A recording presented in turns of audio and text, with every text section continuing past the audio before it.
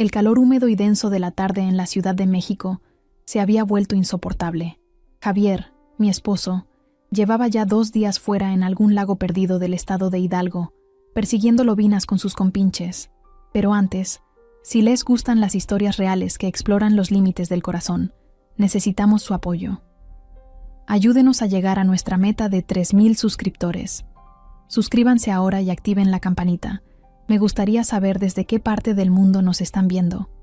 Déjenlo en los comentarios. Es una escapada de hombres, Laura, para desconectar, me había dicho mientras metía las cañas de pescar en la camioneta. Desconectar. A sus años, desconectar significaba beber cerveza barata, contar las mismas anécdotas de siempre y volver a casa con las manos vacías, pero con el olor al lago y a comida frita impregnado en la ropa. Yo, a mis 46, sentía que mi vida entera era una larga desconexión de mí misma. Me miré en el espejo de la entrada. El reflejo me devolvía a una mujer que aún conservaba la chispa, o eso quería creer. Llevaba un vestido veraniego de algodón, color azul marino, suelto y fresco, que se ceñía ligeramente a mis caderas con cada movimiento. Caía justo por encima de mis rodillas, un corte que, según mi hija Sofía, era atrevido para una mamá.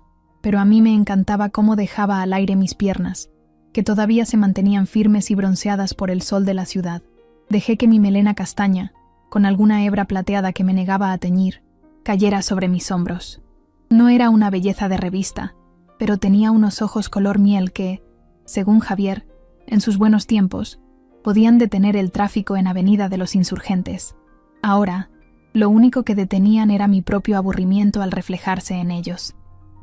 La casa estaba en silencio, un silencio pesado, solo roto por el zumbido del ventilador. Pensé en mi yerno, Carlos. Pobre muchacho. Sofía llevaba ya casi 2 semanas ingresada en el Hospital Ángeles por una apendicitis que se había complicado un poco. Nada grave, decían los médicos. Una pequeña intervención y unos días de recuperación. Pero Carlos estaba solo en ese departamentito de Coyoacán que siempre olía a encerrado y a los guisos que mi hija dejaba preparados. Una idea, como una pequeña descarga eléctrica, me recorrió el cuerpo. ¿Y si iba a verlo? Javier no volvería hasta mañana por la noche. Yo no tenía nada mejor que hacer que ver alguna telenovela o discutir en el chat de vecinos sobre la nueva cuota para el mantenimiento del edificio. La idea me hizo sonreír. Era una excusa. Sí, pero una excusa perfecta. Actué con un impulso que hacía tiempo no sentía. Apagué el ventilador, tomé mi bolso de paja y busqué mis sandalias favoritas. Eran unas sandalias planas de un dorado brillante, con unas tiras delgadas que se ataban alrededor de los tobillos. Eran un poco incómodas para caminar mucho, pero hacían que mis piernas parecieran infinitas y añadían un toque de luz a mi estado de ánimo. Al ponérmelas, sentí una pequeña punzada de vanidad, un cosquilleo de anticipación.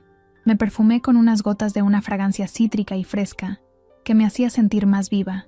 Justo cuando salía por la puerta, el cielo, que había estado de un gris plomizo todo el día, se rompió. Una de esas tormentas de verano, súbita y violenta. Las gotas gordas y pesadas empezaron a golpear el asfalto, levantando ese olor a tierra mojada tan característico. Lejos de desanimarme, la tormenta me pareció una señal, un escenario dramático para mi pequeña aventura. Conduje por las calles inundadas, con los limpiaparabrisas luchando contra el aguacero. El edificio de Carlos y Sofía era un bloque de ladrillo visto, humilde, pero cuidado. Estacioné como pude y corrí hacia la entrada, sintiendo las gotas frías deslizarse por mis piernas y salpicar el bajo de mi vestido. La tela húmeda se pegó a mi piel y por un momento me sentí expuesta, vulnerable. Subí los 3 pisos a pie, escuchando el eco de mis pasos en la escalera, silenciosa. Mi corazón latía un poco más rápido de lo normal. ¿Qué estaba haciendo exactamente? ¿Era solo una suegra preocupada o había algo más? Una curiosidad malsana por verlo en su entorno. ¿Solo? ¿Sin mi hija? Toqué la puerta. Un golpe seco, decidido. Tardó un poco en abrir. Cuando lo hizo, la imagen me confirmó que había hecho bien en venir. Carlos estaba en shorts de pijama y una camiseta vieja de algún grupo de rock. Tenía ojeras, la barba de 2 días y esa mirada perdida de quien ha Pasado demasiado tiempo hablando solo con la televisión. Laura, dijo sorprendido, casi como si viera un fantasma. Hola, yernito, sonreí, apartando un mechón de pelo mojado de mi cara. El agua de mi vestido gotea sobre el tapete. ¿No invitas a tu suegra a pasar? Vengo empapada. Se apartó, torpe, para dejarme entrar. Claro, pasa. Perdona, no te esperaba. El departamento olía exactamente como lo había imaginado, a chilaquiles recalentados y a soledad. La luz era tenue y apilaban un par de platos. Su mirada bajó instintivamente hacia mis pies, hacia las sandalias doradas que destacaban contra el suelo de loseta desgastado, y vi un fugaz destello de algo que no era solo sorpresa, quizás interés, o quizás solo fue mi imaginación. Tu suegro se ha ido a pescar, la gran lobina, dije con un tono burlón mientras me quitaba las sandalias mojadas en la entrada, dejándolas con cuidado a un lado.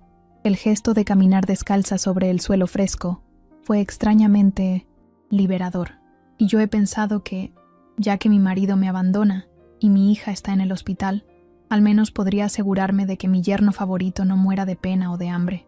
Él esbozó una media sonrisa, la primera que le veía en días. ¿Quieres algo de beber? ¿Tengo cerveza o agua?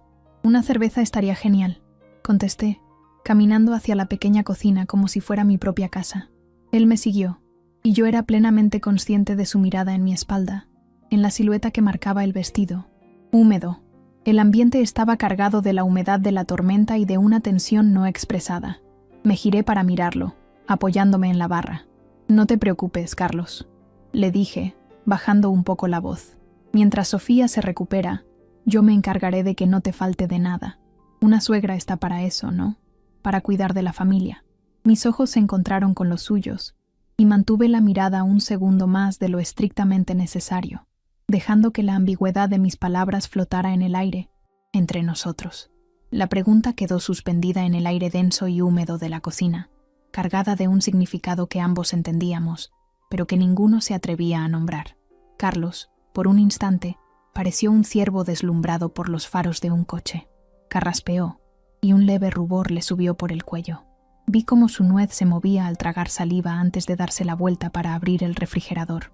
El zumbido del viejo aparato llenó el silencio. Sí, claro, para eso está la familia, respondió, finalmente con la voz un poco ahogada, sin mirarme. Sacó 2 botellines de cerveza, cubiertos de una fina capa de escarcha. El gesto fue casi mecánico, el de un hombre que busca refugio en una tarea sencilla. Me entregó una de las botellas. Nuestros dedos se rozaron por una fracción de segundo. Fue un contacto eléctrico, fugaz, pero lo sentí como una pequeña descarga que me recorrió el brazo. Él retiró la mano como si se hubiera quemado y yo, en cambio, mantuve la mía firme, sonriendo levemente. Mientras daba el primer sorbo a la cerveza helada, estaba deliciosa, amarga y refrescante. Apoyada en la barra, con la botella fría en la mano y los pies descalzos sobre la loseta, observé el pequeño caos de la cocina, platos con restos de comida, una sartén en la estufa, la bolsa del pan abierta. Era el desorden de la tristeza, de la rutina rota. Anda, yernito, vamos a poner un poco de orden aquí, dije con un tono ligero, casi cantarino, dejando la botella a un lado. Si Sofía viera este chiquero, le daría un infarto y tendríamos que ingresarla otra vez. Él protestó débilmente. No, de verdad, Laura, no hace falta. Ya lo hago yo luego. Luego es nunca, le interrumpí, abriendo la llave del agua caliente. El vapor empañó ligeramente el azulejo sobre el fregadero. Tú secas y yo lavo. Como en los viejos tiempos, cuando iban a comer a casa y Sofía y tú siempre se escapaban. La mención de esos recuerdos pareció relajarlo. Se rindió con un suspiro y cogió un trapo de cocina. Y, así, en la intimidad de esa pequeña cocina, con el sonido de la lluvia torrencial golpeando la ventana como única música de fondo, empezamos a trabajar. Él a mi lado, tan cerca que podía sentir el calor que emanaba de su cuerpo. El espacio era mínimo. Cada vez que me movía para lavar un plato, mi cadera rozaba la suya. Cada vez que él se estiraba para colocar un vaso en el escurridor, su brazo pasaba por delante de mí y yo aspiraba su olor. Una mezcla de jabón, cerveza y una ligera esencia masculina que me resultó extrañamente agradable. En un momento dado, Ambos nos agachamos para recoger la tapa de una olla que se me había resbalado. Nuestras cabezas casi chocaron. Al levantarnos, nos quedamos a escasos centímetros el uno del otro. Su mirada bajó a mis labios y la mía a los suyos. El mundo pareció detenerse. Podía ver el reflejo de la luz de la cocina en sus pupilas dilatadas. El aire se volvió espeso, casi masticable. Fui yo quien rompió el hechizo, riendo suavemente y dando un paso atrás. «Cuidado, chico, que casi nos damos un cabezazo», dije, aunque ambos sabíamos que el peligro no era precisamente ese. Cuando terminamos, la cocina relucía. Olía a limpio, al jabón de trastes con aroma a limón. La sensación de logro compartido nos unió un poco más. Nos sentamos en la pequeña sala, en el viejo sofá hundido que tantas veces había criticado en broma. La tormenta no amainaba. Los relámpagos iluminaban la habitación de forma intermitente, seguidos por el retumbar profundo de los truenos. «Gracias, Laura», dijo Carlos, mirando la lluvia a través de la ventana. «De verdad, me has devuelto un poco a la vida». «Para eso estoy», respondí, pasándome una mano por el pelo que ya se estaba secando en ondas suaves. Mi vestido seguía ligeramente húmedo y se me pegaba a la piel de una forma que me hacía muy consciente de mi propio cuerpo. Me estiré para alisar una arruga en la falda sobre mi muslo, un gesto casual que sabía que él no pasaría por alto. Además, a mí también me viene bien. Javier y sus lobinas me tienen un poco harta. A veces siento que hablo más con el repartidor de Amazon que con mi propio marido. Él sonrió. Esta vez, una sonrisa genuina. Hablamos un rato más de su trabajo, de lo mucho que echaba de menos las manías de Sofía, de lo vacía que se sentía la casa sin sus canciones y sus risas. Yo le escuchaba, asentía, le hacía preguntas. Le hice sentir visto, escuchado, algo que yo misma anhelaba desesperadamente. La noche cayó por completo. La lluvia seguía siendo una cortina de agua impenetrable. Miré el reloj de la pared.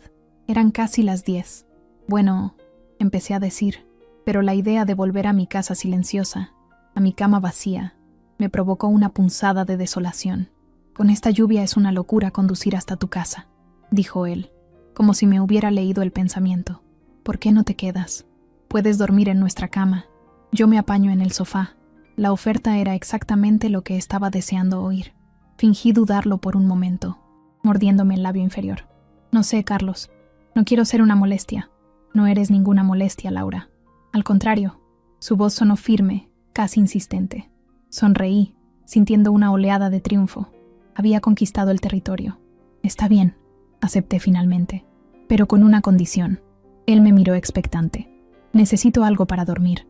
Mi vestido está todavía húmedo». Le miré directamente a los ojos con una mezcla de inocencia y provocación. «Supongo que a Sofía no le importará si le cojo prestada una de sus camisetas viejas para dormir, ¿verdad? Algo cómodo». La imagen que esa simple petición evocaba, yo en su casa, durmiendo con la ropa de su mujer, colgó entre nosotros, cargada de un simbolismo abrumador. Era un paso más allá, una frontera que estábamos a punto de cruzar. La sugerencia, tan simple y a la vez tan cargada, se instaló entre nosotros. Vi cómo la mente de Carlos procesaba la petición. Sus ojos se abrieron un poco más, y por un segundo pareció que iba a negarse a encontrar una excusa, pero en su mirada no había rechazo, sino una especie de pánico fascinado. Era un hombre bueno, mi yerno, un hombre leal atrapado en una situación que le superaba por completo. «Claro», dijo finalmente, con la voz apenas un susurro. «Sí, por supuesto. Ahora te busco una». Se levantó del sofá con un movimiento rígido y caminó hacia el dormitorio, el único santuario de la casa que yo aún no había conquistado. Le observé alejarse, su espalda ancha, la forma en que sus hombros parecían caídos por el peso de la preocupación y la soledad. Sentí una punzada de algo que podría ser ternura, o quizás el instinto depredador de quien reconoce una debilidad. Esperé en la sala, escuchando los sonidos que llegaban desde la habitación, el suave chirrido de la puerta del armario, el roce de los ganchos, un cajón que se abría y se cerraba. ¿Qué estaría pensando? ¿Estaría escogiendo la camiseta más vieja y ancha que encontrara, en un intento de neutralizar la situación? ¿O su subconsciente le traicionaría y elegiría algo diferente? La espera fue breve, pero se me hizo eterna, un interludio lleno de posibilidades. Volvió con una camiseta doblada en las manos. La sostenía como si fuera una ofrenda o una bomba a punto de estallar. Era de algodón gris, suave por los lavados, con el logo desvaído de la UNAM en el pecho. Una prenda inocente, universitaria, un vestigio de la vida que compartían. «Toma», dijo extendiéndomela. «Esta es muy cómoda. Sofía la usa mucho por casa». Al cogerla, nuestras manos volvieron a tocarse. Esta vez el contacto fue más prolongado. Sentí la calidez de su piel, la ligera aspereza de sus nudillos. No apartó la mirada. Sus ojos bajaron a la camiseta que ahora estaba en mis manos, y luego volvieron a los míos con una pregunta silenciosa que no me atreví a responder. «Gracias, yernito. Eres un sol», dije con una ligereza que no sentía. Me dirigí al baño y cerré la puerta, pero no del todo. Dejé una rendija minúscula, un accidente deliberado. Dentro, bajo la luz blanca y fría, me quité mi vestido de algodón. La tela húmeda se deslizó por mi piel y la dejé caer al suelo, un charco de color azul marino. Me quedé un momento en ropa interior, mirando mi reflejo en el espejo. Vi mi cuerpo de 46 años, un cuerpo que había dado a luz, que había amado, que había sido deseado y luego lentamente olvidado. Firme, con curvas más pronunciadas que las de mi hija, con la piel marcada por la vida, deslicé la camiseta gris por mi cabeza. El algodón era increíblemente suave y olía a ella, a Sofía, un aroma floral, limpio, el suavizante que siempre compraba.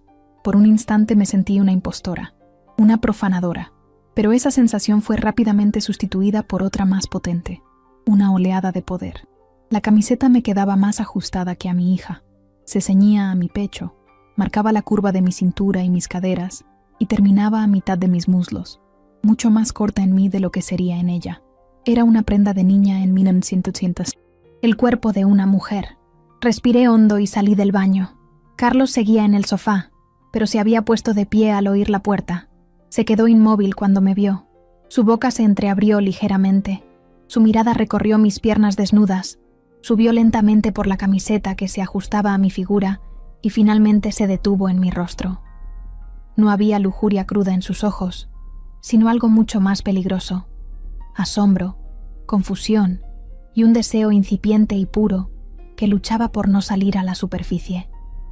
El silencio era tan denso que podía oír los latidos de mi propio corazón. Te queda diferente», empezó a decir, pero la voz se le quebró. «Soy una mujer, Carlos, no una niña», respondí suavemente, caminando hacia él.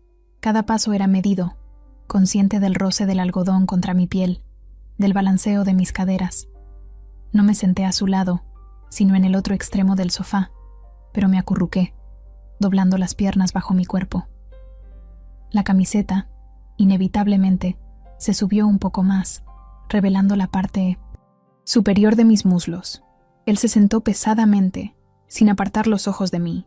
La tormenta de afuera parecía haber perdido protagonismo frente a la que se estaba gestando dentro de esa pequeña sala. «A veces pienso», comencé a decir con la voz apenas un murmullo, «que pasamos la vida poniéndonos disfraces, el de esposa, el de madre, el de suegra, y olvidamos quién está debajo». Mi mirada se perdió en la oscuridad tras la ventana. «Esta noche no quiero llevar ningún disfraz». Me miró con una intensidad que me hizo estremecer. La barrera final entre nosotros se había desmoronado. Ya no era la madre de su mujer, era Laura. Y él ya no era solo mi yerno, era Carlos, el hombre que me miraba como si fuera la primera mujer que veía en el mundo. Lentamente, como si se moviera bajo el agua, estiró una mano a través del espacio que nos separaba en el sofá. No dijo nada. Su intención era clara, escrita en la tensión de sus dedos. Se acercó a mi rostro, a un mechón de pelo que se me había soltado. Vi su mano temblar ligeramente. Estaba a punto de tocarme, a punto de cruzar el último umbral, y yo, conteniendo el aliento, esperé. El tiempo se detuvo. Sus dedos, temblorosos pero decididos, rozaron mi piel. No fue un toque apasionado ni torpe, sino algo mucho más complejo. Una caricia lenta, casi irreverente, que trazó la línea de mi mandíbula. Un solo dedo bastó para enviar una descarga eléctrica por toda mi columna. Cerré los ojos, entregándome a ese instante prohibido, al calor de su piel contra la mía.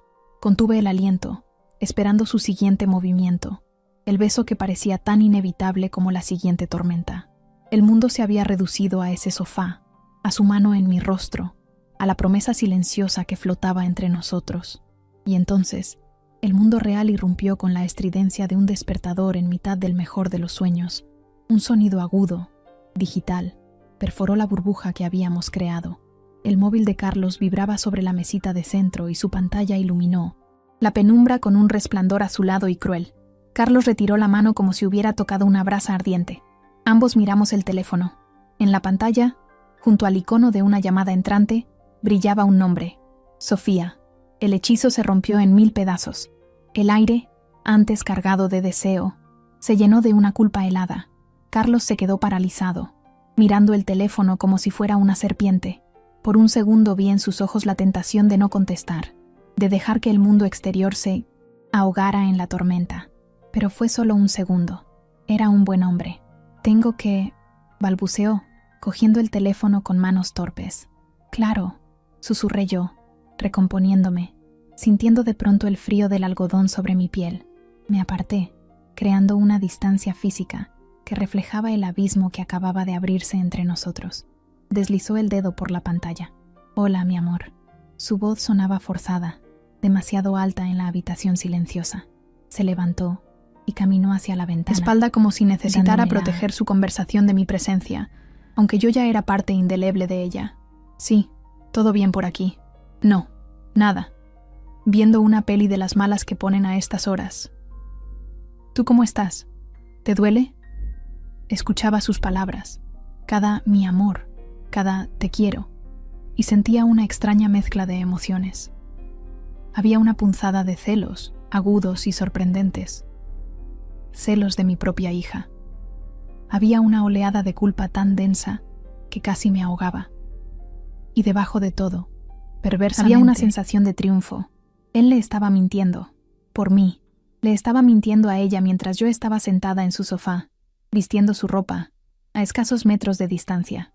Sí, yo también te he echado de menos, mucho. Duerme bien, mi vida. Mañana por la mañana te llamo. Un beso. Te quiero. Colgó.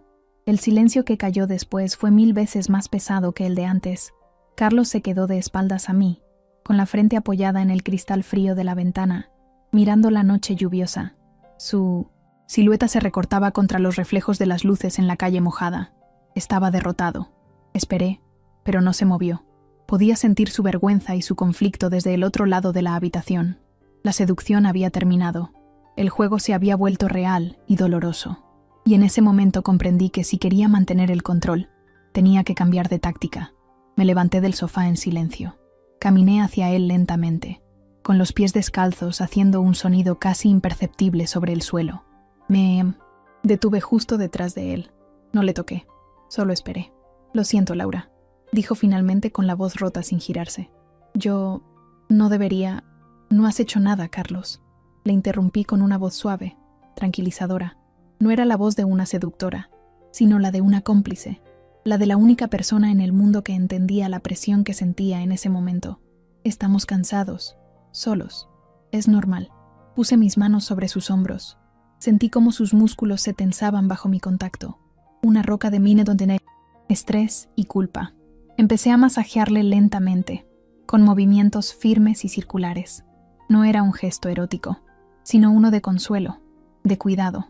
Pero en nuestra situación, ese simple acto de ternura era 1000 veces más íntimo que un beso. Mis pulgares buscaron los nudos de tensión en su cuello, deshaciéndolos poco a poco.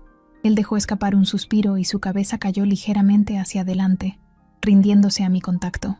Cerré los ojos, concentrándome en el ritmo del masaje, en la sensación de su cuerpo relajándose bajo mis manos.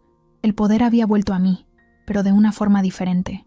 Ya no era un juego de atracción, sino algo más profundo, una dependencia. Él me necesitaba. Nos quedamos así un largo rato, en silencio, mientras la tormenta amainaba afuera. Solo el sonido de la lluvia más suave y nuestra respiración compartida. Yo de pie detrás de él, él sentado, vulnerable, dejándose cuidar. Cuando mis manos se detuvieron, él no se movió. Después de un largo silencio, sus manos y la posó sobre la mía, que todavía descansaba en su hombro. La sujetó con fuerza, como si fuera un ancla en medio de su propio mar de confusión. No te vayas, susurró con la voz cargada de una desesperación que me llegó al alma. No era una pregunta, era una súplica. Por favor, quédate. Y en ese quédate no se refería solo a esa noche. Se refería a los días venideros, a ese limbo en el que nos encontrábamos. Se refería a todo. Su mano sujetaba la mía sobre su hombro. Su súplica. Quédate, resonó en el silencio de la noche, no como una petición, sino como la aceptación de una nueva y peligrosa realidad. Le solté el hombro y me arrodillé frente a él, quedando a la altura de sus ojos. Su mirada era la de un hombre perdido que acaba de encontrar un faro en la oscuridad. No me iré a ninguna parte, Carlos, le respondí, y en mis propias palabras reconocí el peso de una promesa irreversible. Me quedaré, y me quedé. Los siguientes días se deslizaron en una extraña y adictiva rutina, una especie de burbuja doméstica suspendida en el tiempo. La tormenta pasó y un sol radiante inundó la ciudad, pero nosotros permanecimos encerrados en nuestro propio microclima, un mundo compuesto por las 4 paredes de ese departamento. Nos convertimos en una pareja silenciosa. Por la mañana yo me levantaba primero. Le preparaba el café solo, sin azúcar, como había descubierto que le gustaba. Me movía por la cocina descalza, a menudo vistiendo todavía la camiseta de la UNAM, que ya había adoptado como mi uniforme no oficial. Él se sentaba a la mesa y me observaba en silencio, con una intensidad que me erizaba la piel. No hablábamos mucho, no hacía falta. Nos comunicábamos en un lenguaje de miradas, de pequeños gestos. Por las tardes, a veces salíamos a comprar. Caminábamos por las calles bulliciosas de Coyoacán, manteniendo una distancia prudente entre nosotros. Para cualquier extraño, parecíamos una suegra y un yerno haciendo recados, pero yo sentía el campo magnético que nos unía, la tensión invisible en el aire. En el supermercado, cuando nuestras manos se rozaban al coger el mismo cartón de leche, ambos sentíamos la misma descarga eléctrica del primer día. Las noches eran las más íntimas y, a la vez, las más castas. Veíamos películas viejas en el sofá, compartiendo una manta. Yo me acurrucaba en mi esquina, él en la suya, pero a medida que avanzaba la noche, el espacio entre nosotros se reducía. A veces su pierna rozaba la mía, otras yo apoyaba la cabeza en el respaldo y sentía su aliento cerca de mi pelo. Era un juego de contención, una prueba de resistencia. El deseo estaba siempre ahí, presente como un tercer ocupante en la habitación, pero ninguno de los dos se atrevía a darle rienda suelta. Era demasiado valioso, demasiado aterrador. Un día, rebuscando en el armario de Sofía algo más que ponerme, encontré unos viejos shorts de mezclilla. Eran de cintura alta, de una moda de hacía unos años. Me los probé. Me quedaban increíblemente ajustados, más de lo que le quedarían a ella. Cuando salí a la sala, Carlos levantó la vista de su computadora portátil y se quedó sin aliento. La combinación de los shorts juveniles y la camiseta de su mujer en mi cuerpo de mujer madura era una provocación andante, un fetiche viviente que ambos alimentábamos en silencio. Esa tarde, mientras yo preparaba una ensalada, él se acercó por detrás y, sin decir nada, me apartó el pelo del cuello y depositó un beso fugaz justo debajo de mi oreja. Fue un contacto ardiente. El primero, el único. Me quedé inmóvil con el cuchillo en la mano y él se retiró inmediatamente, como asustado de su propia audacia. Ese beso selló nuestro pacto secreto. Y entonces, como era inevitable, la burbuja explotó. Fue al día siguiente, por la mañana. El teléfono de Carlos sonó. Era Sofía. Su voz, incluso a través del altavoz, sonaba alegre, llena de vida. Mi amor, tengo una noticia increíble. Los médicos dicen que todo está perfecto. Me dan el alta mañana por la mañana. ¿No es genial? Por fin vuelvo a casa. El mundo se detuvo y luego se precipitó a una velocidad de vértigo. Pánico. Esa es la única palabra. Nos miramos con los ojos desorbitados. Mañana era demasiado pronto.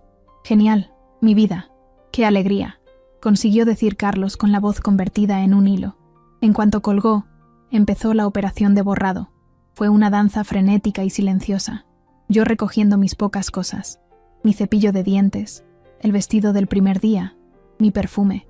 Él cambiando las sábanas de la cama donde yo había dormido. Quitamos el polvo, trapeamos el suelo, dejamos la cocina impecable, como si nadie hubiera cocinado allí en días. Teníamos que eliminar cualquier rastro de mí, cualquier evidencia de que en esa casa, durante casi una semana, había vivido una mujer. Cuando todo estuvo listo, el departamento volvió a oler a soledad. Yo estaba de pie en la entrada, con mi bolso en la mano, lista para irme, lista para volver a ser Laura, la suegra. «Gracias, Laura», dijo él, con la voz ronca, «por todo». «Cuídate, Carlos», respondí. Me di la vuelta para abrir la puerta con el corazón hecho un nudo. Este era el final. Pero justo cuando mi mano iba a tocar el picaporte, su voz me detuvo. «¡Laura! ¡Espera!», exclamó con urgencia. Su voz estaba llena de un pánico nuevo. «Tus sandalias». Miré hacia abajo. Allí, junto a la puerta, olvidadas en la prisa, estaban mis sandalias doradas. El pecado original. La prueba del delito. Me agaché para recogerlas. Nuestros ojos se encontraron en un último momento de desesperación compartida. Y en ese preciso instante, oímos un sonido que heló la sangre en nuestras venas. No era el timbre. Era el sonido metálico de una llave girando en la cerradura. La puerta se abrió. Allí, en el umbral, estaba Sofía, radiante, sonriente, con una pequeña maleta en la mano. Había llegado un día antes. Su sonrisa se congeló en su rostro al vernos. Su mirada viajó de la cara de su marido a la de su madre, y luego bajó al suelo, deteniéndose en las sandalias doradas que yo sostenía en mi mano. Vimos cómo su expresión cambiaba en cámara lenta, de la alegría a la confusión, de la confusión a la incredulidad, y finalmente a una sombra oscura y terrible de sospecha. Gracias por llegar hasta el final de la historia. Espero que te haya gustado. Si es así, no olvides suscribirte al canal. También me gustaría saber desde dónde miran mis vídeos. Pueden dejarlo también en comentarios. Deja en los comentarios tu edad para que pueda conocerte mejor. Suscríbanse para más historias como esta y un beso muy fuerte. Adiós.